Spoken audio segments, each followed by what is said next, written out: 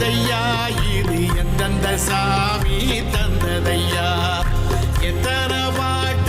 சொன்னதையா சுத்துற பூமி கண்டதையா அடிச்சு வீசும் காத்துலையும் அந்த தகப்பராச சுத்துதையா